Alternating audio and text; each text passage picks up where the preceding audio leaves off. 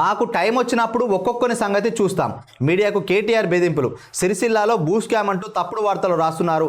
అసెంబ్లీలో ఎవరెవరు ఏం మాట్లాడుతున్నారో రాసి పెట్టుకుంటున్నా అధికారంలోకి వచ్చినాక అందరికీ మిత్తితో చెల్లిస్తా, నన్ను జైలుకు పంపాలని రేవంత్ చూస్తున్నాడు.